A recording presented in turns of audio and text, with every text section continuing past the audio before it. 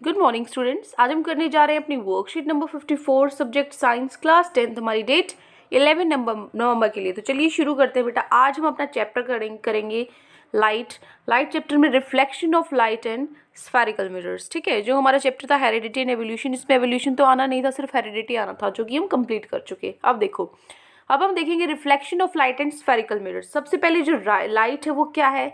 एक एनर्जी है, एक फॉर्म ऑफ एनर्जी है, एनर्जी का एक प्रकार है जिससे हम देख पाते हैं, that enables us to see. ठीक है, प्रॉपर्टीज क्या होती है लाइट की? It does not require any medium to travel. उसको कोई मीडियम की ज़रूरत नहीं होती। मीडियम कहने का मतलब हवा में जा रही है वो, पानी में जा रही है वो, या कोई दीवार है, मतलब जहाँ से भी बता रही है उसको मीडियम की ज़रूरत नहीं है। वैक्यूम में भी है जो लाइट है, जो जैसे साउंड है, वैक्यूम में आपको, अगर आपने 9th क्लास में भी एक्सपेरिमेंट किया होगा कि एक आप जार ले रहे हो, ठीक है, उस जार को आप वैक्यूम कर देते हो, मतलब सारी हवा उसके अंदर से निकाल लेते हो, बिल्कुल कुछ नहीं है उसके अंदर, हवा पानी कुछ नहीं है, तो उसके अंदर आप कुछ भी रिंग करते हो तो आपको उसकी आवाज़ नहीं सुनाई देगी। ठीक है, तो क्यों? क्योंकि जो साउंड है उसको मीडियम की ज़रूरत होती है, लेकिन जो लाइट है उसके साथ ऐसा नहीं होता। लाइट को किसी मीडियम की ज़रूरत नहीं होती, वो कहीं पर भी जा सकती है, ट्रैवल कर सकती है। दूसरा जो पॉइंट होता है लाइट का, वो है जो लाइट की स्पीड होती है वैक्यूम में वो सबसे ज़्यादा होती है। ठीक है, वैक्यूम बता दिया ना मैंने क्या होता है, जिसमें कुछ नहीं होता, सारी हवा पानी सब उसके अंदर से सब निकाल लिया जाता है, बिल्कुल ब्लैंक होता है वो। तो जो स्पीड है लाइट की वो सबसे ज़्यादा वैक्यूम में ही होती है। कितनी स्पीड होती है? 3 × 10⁸। 10⁸ मतलब 1 2 3 4 5 6 7 8, मतलब 10 करोड़। ठीक है, मल्टीप्लाई में 3, तो कितना हो गया? 30 करोड़ मीटर पर सेकेंड। तो ये होती है आपकी स्पीड लाइट की वैक्यूम के अंदर। अब देखो, अब जो मैं बोल रही थी रिफ्लेक्शन ऑफ लाइट और स्फेरिकल मिरर्स, तो रिफ्लेक्शन ऑफ लाइट क्या है? तो रिफ्लेक्शन ऑफ लाइट क्या है बेटा? जब एक लाइट किसी चीज़ पर टकरा के, किसी पॉलिश सरफेस है या जैसे मिरर हो गया, शीशा हो गया, उस पर टकरा के वापस बैक चली जाती है, वो होता है रिफ्लेक्शन ऑफ लाइट। ठीक है, ध्यान से सुनो। मान लीजिए आपको कोई पॉलिश सरफेस है या फिर आपकी दीवार है, उस पे किसी भी चीज़ पे लाइट टकरा के वापस चली जाती है, तो वो क्या होता है बेटा? रिफ्लेक्शन ऑफ लाइट होता है। ठीक है, bouncing back of light when it strikes on a polish surface like mirror. अब देखो, स्फेरिकल मिरर क्या होता है? जो स्फेरिकल मिरर होते हैं वो दो होते हैं, एक तो कनकेव मिरर होता है और कन्वर्जिंग मिरर होता है। देखो, मिरर क्या होता है? जो एक हाईली पॉलिश सरफेस है, मतलब क्या होता है, एक ग्लास का जो सरफेस होता है वो हमने ले लिया, ठीक है, उसके एक हिस्से को हमने पीछे से पॉलिश कर दिया। आप शीशे को देखोगे, सामने से जहाँ पे आपकी शक्ल दिखती है उस पर कोई पॉलिशिंग नहीं होती, उसके पीछे पॉलिशिंग होती है, उसके पीछे पॉलिश हो जाता है, तो आपको अपनी इमेज दिखती है शीशे में। ठीक है, तो ये क्या होता है? एक हाईली पॉलिश सरफेस है, जैसे मिरर है, वो क्या करता है? जितनी भी लाइट है उस पर पड़ रही है सबको रिफ्लेक्ट बैक कर देता है, सबको वापस रिफ्लेक्ट कर देता है। ठीक है, इसीलिए जब लाइट पड़ती है, जब हम शीशे के आगे खड़े होते हैं, तो सारी लाइट वापस टकरा कर हमारी तरफ आती है, हम अब जो देखते हैं तो हमारी इमेज ऐसे की ऐसी हमें अपनी जो मिरर है उसके अंदर दिखाई देती है। ठीक है, जो क्या होते हैं स्फेरिकल मिरर्स? दो तरह के होते हैं, कनकेव और कन्वेक्स। जो कनकेव मिरर होता है वो होता है कन्वर्जिंग, और जो कन्वेक्स होता है वो होता है डाइवर्जिंग। ठीक है, क्यों होता है? क्योंकि जो ये कनकेव मिरर वो इकट्ठा करता है सारी लाइट्स को, और जो कन्वेक्स है वो दूर देता है वो, ठीक है, बाहर निकालता है, डाइवर्ज करता है। ठीक है, तो जो रिफ्लेक्टिंग सरफेस है, ये आपका शीशा है मान लीजिए, तो ये जो पीछे वाला इसका सरफेस है, जो ये बैक वाला सरफेस है, ये पॉलिश सरफेस, और सामने वाला है रिफ्लेक्टिंग सरफेस, जहाँ से रिफ्लेक्ट जा रही है, ये है कनकेव में। कनकेव में जो आपका शीशा, ये पीछे से क्या होता है? पॉलिश, और यहाँ पे क्या होता है? आपका रिफ्लेक्टिंग सरफेस। लेकिन जो कन्वेक्स मिरर है, कन्वेक्स मिरर में बेटा जो रिफ्लेक्टिंग सरफेस है वो कहाँ होता है? ये बाहर वाला, आउटर वाला पॉलिश था ना यहाँ पे, लेकिन कन्वेक्स में आउटर वाला क्या होता है? रिफ्लेक्टिंग सरफेस, और जो अंदर वाला है वो क्या होता है? Polish surface. ये ध्यान रखना है, बहुत बच्चों को कन्फ्यूजन रहती है। ठीक है, अब देखो, उसके बाद यहाँ पर एक पॉइंट, इस लाइन को हम बोलते हैं नॉर्मल। ठीक है, तो यहाँ पर आपकी कोई लाइट की रे पड़ी, ठीक है, रे पड़ी कोई लाइट की, तो ये रिफ्लेक्ट होके वापस आ गई, तो जो लाइट की रे पड़ी है उसको बोलते हैं हम इंसिडेंट रे, और जो रिफ्लेक्ट होके वापस आ जाती है उसको हम बोलते हैं रिफ्लेक्टेड रे। ठीक है, उसके बाद जो नॉर्मल और इंसिडेंट रे के बीच में जो एंगल बनता है ये होता है एंगल ऑफ इंसिडेंस, और जो नॉर्मल और रिफ्लेक्टेड रे के बीच में एंगल बनता है वो होता है एंगल ऑफ रिफ्लेक्शन। ठीक है, मतलब जो इंसिडेंट के रे के साथ जो एंगल बनता है वो एंगल ऑफ इंसिडेंस, और रिफ्लेक्शन के साथ जो बनता है रिफ्लेक्टेड रे के साथ एंगल ऑफ रिफ्रैक्शन, ठीक है, रिफ्लेक्शन। अब देखो, तो जो एंगल ऑफ इंसिडेंस और एंगल ऑफ रिफ्लेक्शन है ये आपस में क्या होते हैं बेटा, इक्वल होते हैं, ठीक है। इंसिडेंस को हम आई से डिनोट करते हैं और रिफ्लेक्शन को आर से। तो जो ये दोनों एंगल होते हैं ये क्या होते हैं, बराबर होते हैं। उसके बाद जो इंसिडेंट रे है नॉर्मल है, और जो पॉइंट ऑफ इंसिडेंट है, दोबारा से सुनो, इंसिडेंट रे हो गई, इंसिडेंट रे ये नॉर्मल टू मिरर, ये जो है नॉर्मल मिरर से, और पॉइंट ऑफ इंसिडेंट ये जो पॉइंट है, एंड रिफ्लेक्टेड रे, और ये रिफ्लेक्टेड रे है, ये सब क्या है, एक ही प्लेन पर लाई करते हैं, ठीक है।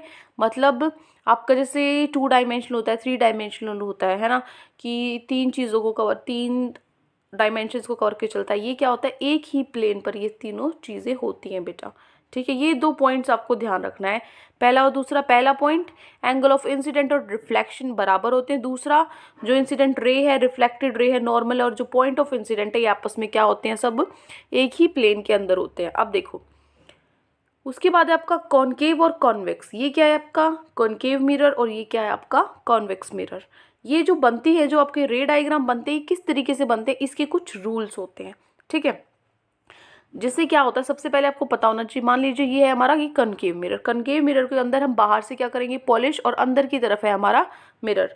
तो आपको क्या करना है, एक लाइन ड्रॉ करनी है। ये जो स्ट्रेट लाइन होती है इसको हम बोलते हैं प्रिंसिपल एक्सिस, ठीक है। देखो, जो प्रिंसिपल एक्सिस है वो क्या है, प्रिंसिपल एक्सिस क्या है, line joining the pole on centre. ये क्या है, सेंटर ऑफ कर्वेचर। मान लीजिए जो ये आपका स्फेरिकल मिरर है, मतलब क्या होता है बेटा, देखो जो मिरर होता है उसको, वो गोल है, अगर हम उसको बीच में से काट दें तो ये मिरर बन गया, ठीक है, उसका इतना हिस्सा काट दें तो मिरर बन गया। अगर इसको हम पूरा करें तो ये स्फेरिकल मिरर होता है।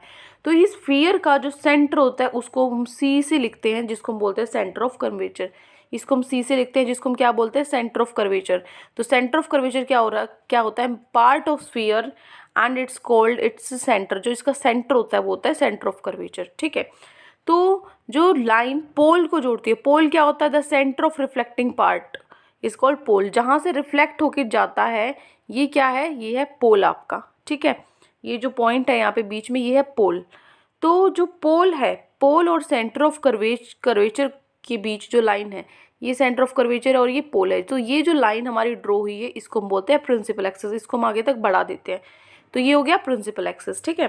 तो प्रिंसिपल एक्सिस हो गया, पोल हो गया, सेंटर ऑफ कर्वेचर हो गया। अब देखो अपर्चर क्या होता है, अपर्चर इसमें है एमएन।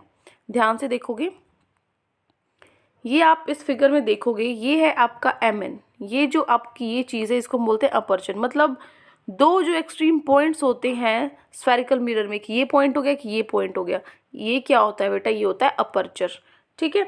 उसके बाद रेडियस ऑफ कर्वेचर क्या होता है, रेडियस ऑफ कर्वेचर क्या होता है, मिरर है जो वो एक पार्ट है स्फीयर का, ठीक है। तो स्फीयर है उसकी कुछ ना कुछ तो रेडियस होगी। तो जो स्फीयर, जो मिरर है वो एक पार्ट है स्फीयर का, और जो रेडियस है स्फीयर की, उस स्फीयर की जो रेडियस है उसको हम बोलते हैं रेडियस ऑफ कर्वेचर, ठीक है।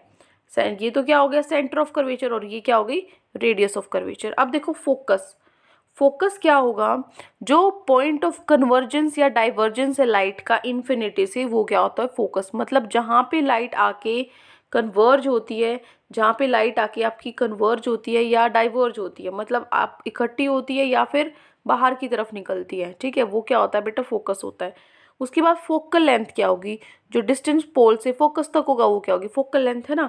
ये पोल है, ये क्या है आपका फोकस है, तो ये जो डिस्टेंस है ये क्या होगी, फोकल लेंथ, ठीक है, जिसको हम किससे डिनोट करते हैं, एफ से डिनोट करते हैं।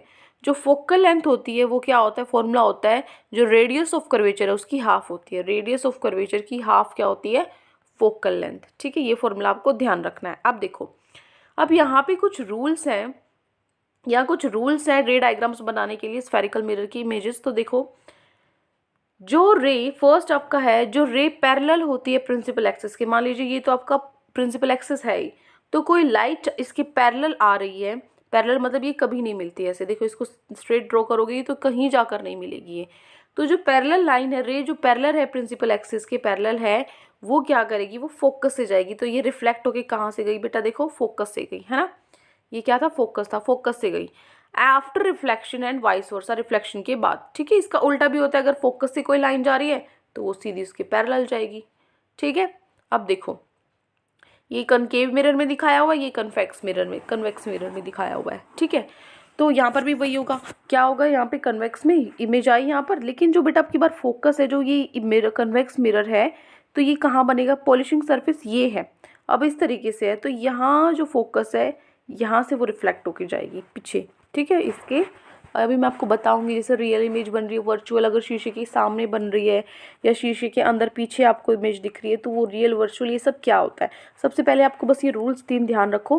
पहला रूल कि कोई रे पैरेलल है प्रिंसिपल एक्सिस के तो वो फोकस से पास होगी, ठीक है। दूसरा रूल है कि जो रे पास हो रही है सेंटर ऑफ कर्वेचर से, वो कहाँ से रिफ्लेक्ट होएगी, सेम पाथ से ही, मतलब जहाँ से आई है वही उसी पाथ से वापस हो जाएगी। कहने का मतलब ये देखो, दिखा देती हूँ मैं, यहाँ पे ये वापस आई और आपको यहाँ पे एक ही लाइन दिखेगी, यहाँ से वापस आई और यहीं से वापस चली गई, ठीक है। तो ये क्या होगा बेटा, ये होगा हमारा सेकेंड रूल, जिसमें जो रे है अगर वो कर्वेचर से आ रही है तो वापस कर्वेचर से ही चली जाती है, यहाँ पे भी कर्वेचर से जा रही है तो वापस कर्वेचर पे चली जाती है, ठीक है। उसके बाद है ray incident obliquely at the pole reflects obliquely such that the angle of incident is equal to angle of reflection. जो रे ऑफ इंसिडेंट है इस तरीके से आ रही है इस पे, जैसे हमने अपना रूल भी किया था, जो एंगल ऑफ इंसिडेंट है और वो रिफ्लेक्शन के इक्वल होता है, यहाँ पे वो कोई एंगल बना रही है तो वो रिफ्लेक्ट भी उतने ही एंगल के बराबर से होगी, ठीक है। ये हो गया हमारा थर्ड रूल। तो ये थी आज हमारी वर्कशीट में रिफ्लेक्शन ऑफ लाइट के बारे में। अब चलते हैं हमारे क्वेश्चन आंसर्स पे। फर्स्ट हमारा क्वेश्चन है, right the rules for images through spherical mirror and draw the रे डायग्राम्स। आपको रूल्स बनाने हैं स्फेरिकल मिरर के और रे डायग्राम्स बनाने हैं। तो देखो ये है हमारा आंसर नंबर 1। पहला रूल है, ray parallel to principal axis pass through principal focus after reflection and vice versa. दूसरा रूल है, जो रे सेंटर ऑफ कर्वेचर से पास हो रही है वो सेम पाथ से वापस रिफ्लेक्ट बैक हो जाएगी। और तीसरा, जो इंसिडेंट रे आ रही है तो उतने ही एंगल पे रिफ्लेक्ट हो जाएगी, मतलब एंगल ऑफ इंसिडेंट है वो एंगल ऑफ रिफ्लेक्शन के इक्वल होगा। ये क्या होगा आपका थर्ड रूल। तो आंसर नंबर 1 में ये 3 रूल्स आपको लिखने हैं।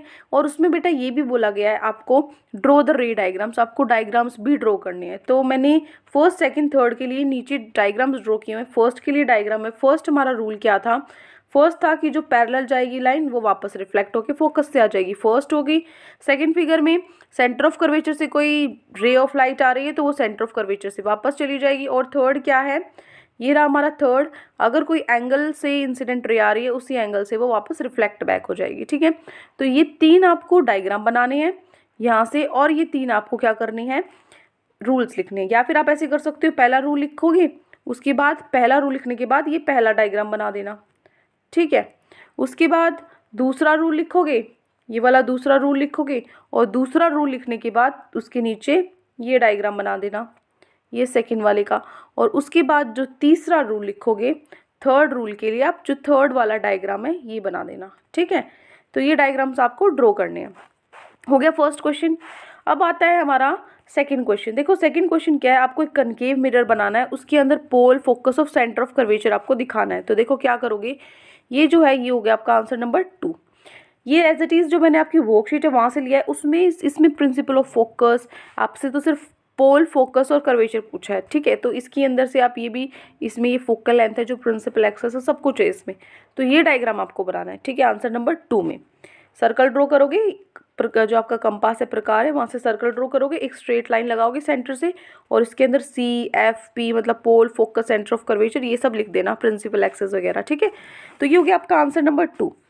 तो ये 2 क्वेश्चंस आज आपकी वर्कशीट में गिवन थे। आई होप आपको अच्छे से समझ में आ गए हैं, पूरी वर्कशीट भी और ये क्वेश्चंस भी।